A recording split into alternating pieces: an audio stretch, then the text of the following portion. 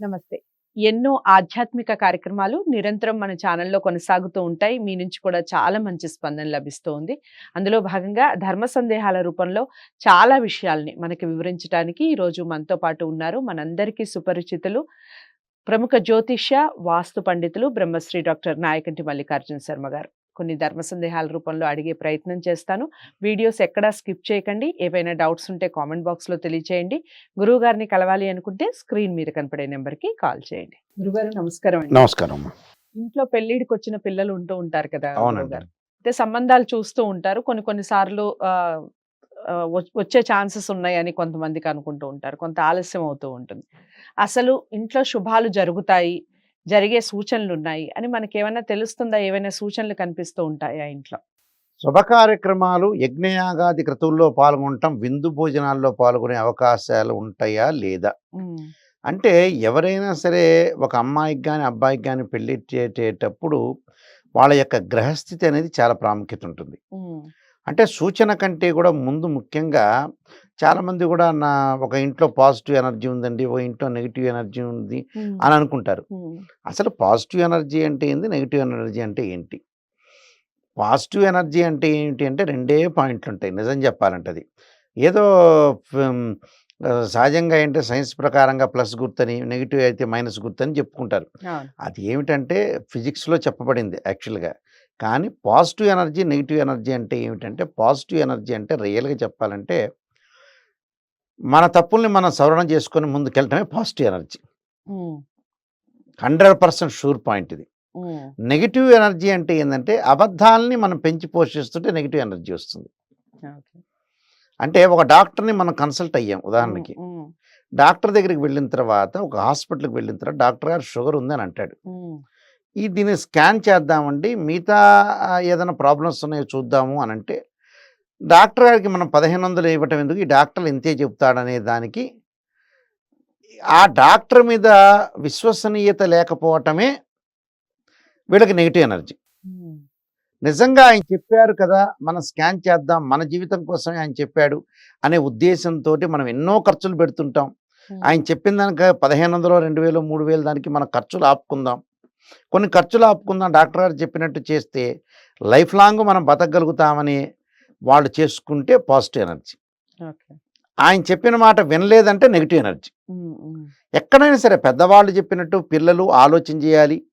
బుధారిష్టేతు సంప్రాప్తే బుధ పూజాంచకారయేత్ బుధధ్యానం ప్రోక్షం బుద్ధి పీడోపశాంతి అంటారు. బుధుడు బ్రెయిన్ మెచ్యూరిటీ లెవెల్స్ పెంచుతారు. హ్మ్. చంద్రుడు మనోకారకుడు, మనసును పెంచుతాడు. హ్మ్. ఒక మిస్టేక్ జీవితంలో సహజంగా అందరికీ జరుగుతుంటాయి కొన్ని మిస్టేక్స్. హ్మ్. కొన్ని ఆవేశపడుతుంటారు, కోపపడుతుంటారు, రకరకాలు జరుగుతున్నాయి. మళ్ళీ ఆ ఆవేశాన్ని ఎక్కడ మనం ఆవేశపడ్డాం, ఎక్కడ కోపపడ్డాం, ఎక్కడ మిస్టేక్ చేసామని మనం సవరణ చేసుకుంటే జీవితం అనేది ధన్యమైపోతుంది. ఓకే. అలానే ఇక్కడ శుభ కార్యక్రమాలు మన ఇంట్లో జరగట్లేదని మనం ఆలోచన చెయ్యాలి. హ్మ్. ప్రతిదానికి కూడా ఎప్పుడు కూడా సెమినార్స్ కండక్ట్ చేస్తుండాలి ఇంట్లో హ్మ్. కూడా. హ్మ్. అంటే భర్త, భార్య, పిల్లలు. హ్మ్.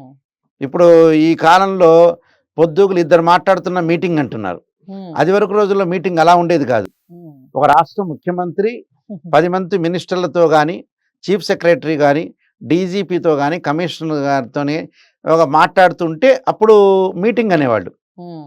ఇప్పుడు ఇద్దరు ఫ్రెండ్స్ మాట్లాడుతుంటే కూడా మీటింగ్ అంటున్నారు ఈ మధ్యన. అవును. పొద్దుగులు మీటింగ్సే అంటున్నారు. హ్మ్. మీటింగ్ అనే దానికి అర్థం పోయింది. హుహు. ఒక జడ్జి గారు పిలిపించి అడ్వకేట్స్‌తో అంతా కూడా మాట్లాడితే ఎవరు లోపలికి రారు. అవును. అది ఒక అఫీషియల్ మీటింగ్ అది. అవును. ఇప్పుడు రోడ్డు మీద వెళ్ళేవాడు ఫోన్ ఎత్తుకొని మాట్లాడుతుంటే మీటింగ్ అంటాడు. హ్మ్. ఆ! ఇలాంటి మీటింగ్స్ చాలా ఉంటాయి. సెల్ చూస్తుంటుంటాడు. సెల్ చూసేటప్పుడు కూడా మీటింగ్ అని పెడతాడు. ఓకే. ఎక్కువ మంది మీటింగ్ అని అంటున్నారు. అలా కాదు. శుభ కార్యక్రమాలనేవి ఇంట్లో ఖచ్చితంగా కూడా జరగాలంటే ఏందంటే వాళ్ళ యొక్క జాతక ప్రభావమే మూలం.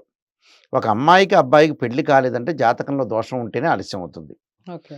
ఎక్కడ మనకి దోషం కలిగింది? లేదా మన సంబంధాలు ఎక్కువ అనుకుంటున్నామా? ఎక్స్‌పెక్ట్ చేస్తున్నామా? హ్మ్. మన యొక్క క్వాలిఫికేషన్ ఏంది? మన యొక్క స్థితిగతులు ఏంటి? ఆ స్థితిగతులకు తగ్గట్టుగా మనం కోరికలు ఎక్కువగా హైఫైగా ఆలోచన చేస్తున్నామా? ఏమిటి అసలు జాతకంలో ఉండే దోషం ఏంటి? ఓకే. ఎందుకు శుభ కార్యక్రమాలు జరగట్లేదు? ఎందుకు మనలో లోపం ఉంది? హ్మ్. అని హ్మ్. అనాలిసిస్ చేసుకోవాలి. ఓకే. అప్పుడు జాతకాన్ని చూపించుకొని అనాలిసిస్ చేసుకొని మన యొక్క లోటుపాట్లన్నీ కూడా సవరణ చేసుకుంటే చక్కగా ప్రతి ఇంట్లో శుభ కార్యక్రమాలు గ్యారంటీగా జరుగుతాయి. సో, సో అదండి, శుభకార్యాలు జరగట్లేదు అని ఆలోచించే వాళ్ళకి ఇక్కడ ఈ వీడియోల ద్వారా సొల్యూషన్ లభిస్తుంది. ఎందుకంటే మనకి ఏంటి, జాతకాల్లో ఏమైనా దోషాలు ఉన్నాయా? జాతకాల్లో దోషాలు ఉంటేనే ఖచ్చితంగా ఆలస్యం జరుగుతుంది అన్నట్టుగా చెప్తున్నారు గురువుగారు. లేదా మన కోరికలు ఏమన్నా ఎక్కువగా ఉన్నాయా? మనం హై ఎక్స్‌పెక్టేషన్స్ ఏమన్నా పెట్టుకున్నామా మనకున్న దానికన్నా అనేది కూడా ఒక కారణంగా చెప్పారు. ఏదేమైనప్పటికీ శుభకార్యాలు లేట్ అవుతున్నాయి. కారణాలు ఏమిటి అనేది ముందు దాని మీద దృష్టి పెట్టండి. ఇక వీడియో అందరికీ నచ్చే వీడియో అనుకుంటున్నాను. లైక్ చేసి షేర్ చేయండి. ఛానల్‌ని సబ్స్క్రైబ్ చేసుకోండి. గురువుగారిని కలవాలి అంటే స్క్రీన్ మీద కనపడే నెంబర్‌కి కాల్ చేయండి. మీ అమూల్యమైన కామెంట్స్ కానివ్వండి, ఇలాంటి ధర్మ సందేహాలు కానివ్వండి, ఏవైనా కూడా కామెంట్ బాక్స్‌లో తెలియచేయండి. మరో కార్యక్రమం ద్వారా ఖచ్చితంగా ఆ ధర్మ సందేహాన్ని అడగడం జరుగుతుంది.